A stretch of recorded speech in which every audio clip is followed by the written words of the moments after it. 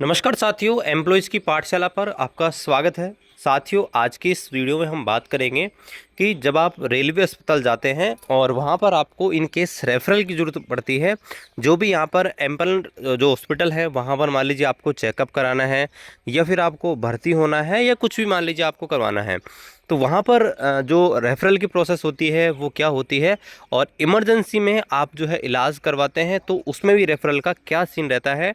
Referral certificate जो होता है वो आप कहाँ से डाउनलोड कर सकते हैं, ठीक है, अगर आपको नीड रहेगी तो चलिए पूरा यहाँ पर बताते हैं आपको स्टेप बाय स्टेप। तो चलिए शुरू करते हैं आज के इस वीडियो को। उससे पहले हम आपको बताना चाहेंगे आपको हमारे यूट्यूब चैनल पर रेलवे कर्मचारियों के वेलफेयर संबंधित वीडियोस देखने को मिल जाएंगे। चैनल पर आप नए हैं, चैनल को अभी सब्सक्राइब करके बेल आइकन को प्रेस कर दीजिएगा। तो चलिए शुरू करते हैं आज की इस वीडियो को। देखिए, जब आप यहाँ पर रेलवे हॉस्पिटल जाते हैं तो आपको रेलवे हॉस्पिटल में आप पर पहले ओपीडी में रजिस्ट्रेशन करवाना होगा।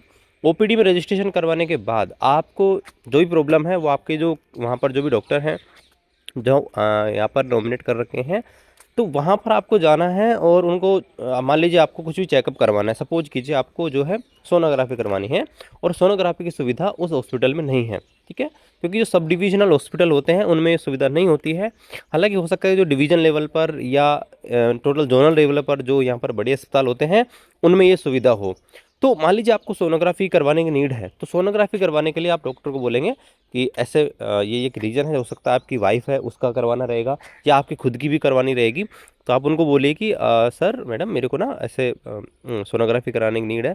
तो वो क्या करेंगे, आपका एक रेफरल सर्टिफिकेट बनवा देंगे। अब देखिए, रेफरल सर्टिफिकेट जैसे बना देंगे, रेफरल लेटर जैसे बनाएंगे, तो वहाँ पर क्या होगा कि आप रेलवे में जो भी यहाँ पर एम्पल हॉस्पिटल है, किसी भी हॉस्पिटल में जाकर जो है उसका आप इलाज करवा सकते हैं, ठीक है, या वो जांच जो भी उन्होंने प्रिस्क्राइब की है वो यहाँ पर करवा सकते हैं।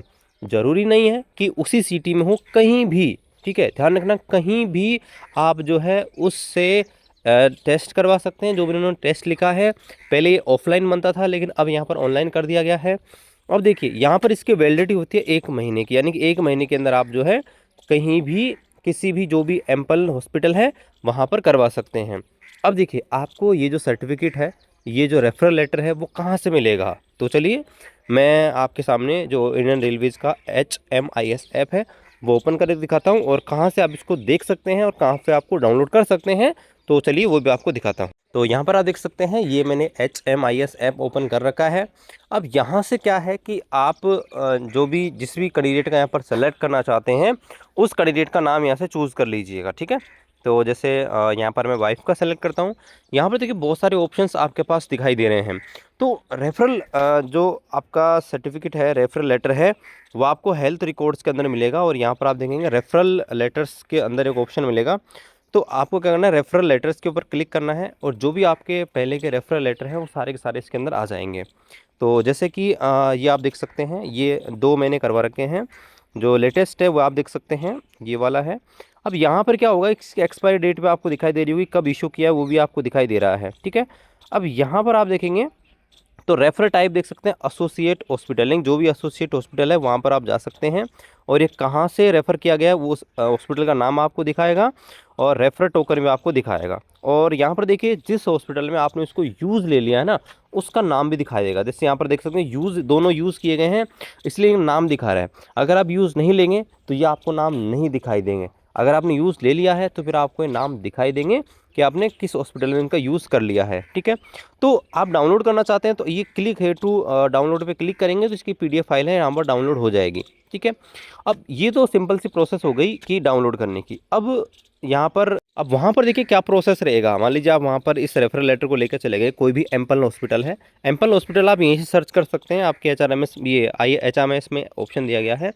अब देखिए, जैसे आप उस हॉस्पिटल में चले गए जहाँ पर वो ऑप्शन है, तो आपको क्या करना है कि आपको OPD पे जाना है। वहाँ पर अलग से एक OPD बना रखा होगा रेलवे से जो एफिलिएट है उनसे, या हो सकता है कॉमन ही यहाँ पर OPD भी हो सकता है, ठीक है। तो वहाँ पर आपको जाना है और आपको बताना है कि मेरा रेफरल लेटर इस प्रकार से है। तो वहाँ पर क्या लेंगे, आपके जो मोबाइल नंबर आपने दिए हुए हैं उस पर 2 बार OTP भेजा जाएगा और वो OTP लेके वो अपना रजिस्ट्रेशन कर लेंगे। इसके साथ ही आपको यहाँ पर जो आपका उम्मीद कार्ड है उसकी कॉपी भी लेके जानी है। आप हमेशा अपने उम्मीद कार्ड की 2-3 कॉपीज़ अपने पास रखिए क्योंकि बार बार काम आती है। तो उम्मीद कार्ड की कॉपी और आधार कार्ड की कॉपी, ये ध्यान रखना सोनोग्राफी में तो नीड रहती ही रहती है।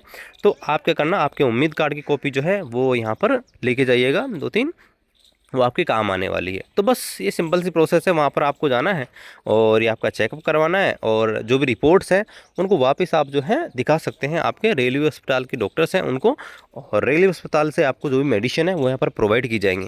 ध्यान रखना, जो भी प्राइवेट हॉस्पिटल में आपको यहाँ पर रेफ़र किया जा रहा है वो सिर्फ और सिर्फ जो आपको टेस्ट दिए गए हैं वही टेस्ट करेंगे, वहाँ पर आपको मेडिसिन नहीं मिलेगी। मेडिसिन आपको सिर्फ रेलवे का जो हॉस्पिटल है सिर्फ वहीं पे आपको वापस से लेनी आएगी। अगर यहाँ पर वहाँ से लेंगे तो आपको पैसा देना पड़ेगा। अब यहाँ पर देखिए इमरजेंसी केसेस में क्या करना है। इमरजेंसी केसेस यहाँ पर देखिए क्या क्या माने गए हैं। एक एक्सीडेंट जो केस है उसको यहाँ पर इमरजेंसी केस में ट्रीट किया जाता है, और दूसरा यहाँ पर जो आपकी डिलीवरी केस है, ठीक है, डिलीवरी केस को भी यहाँ पर जो है इन इमरजेंसी केस में यहाँ पर माना जाता है। तो आपको क्या करना है, इमरजेंसी केस में आप क्या करते हैं, डायरेक्ट उस हॉस्पिटल में जा सकते हैं और यहाँ पर बता सकते हैं कि मैं रेलवे में हूँ और मेरे को इमरजेंसी में यहाँ पर ये इलाज कराना है। तो मैंने दोनों केसेस आपको बता दिए हैं। तो यहाँ पर क्या होगा कि वो आपको एडमिट कर लेंगे और यहाँ पर आपको एक इमरजेंसी सर्टिफिकेट आप बनवा सकते हैं वहाँ से, या जैसे ही नेक्स्ट डे या उसी समय अगर रेलवे हॉस्पिटल खुला हुआ है तो आप वहाँ से भी रेफरल लाके और इस चीज़ को करवा सकते हैं। दोनों तरीके हैं, आप चाहें अगर रेलवे हॉस्पिटल खुला है तो तुरंत रेलवे हॉस्पिटल में जा सकते हैं, पेशेंट को भले आप भेज सकते हैं और रेलवे हॉस्पिटल से कुछ ही टाइम में आप जो है रेफरल लेटर बनवा कर उस पेशेंट को भर्ती करवा सकते हैं। लेकिन इन केस इमरजेंसी है तो आप डायरेक्ट जा सकते हैं और बाद में बैक डेट में आप उसका बनवा सकते हैं, ठीक है, रेफरल लेटर, और उसको फिर जो है आप हॉस्पिटल में दिखा सकते हैं और निःशुल्क इलाज करवा सकते हैं। तो ये सारा प्रोसेस रहेगा। कोई डाउट है कमेंट कीजिए और वीडियो को शेयर कीजिए। मिलते हैं अगले वीडियो में, तब तक जय हिंद।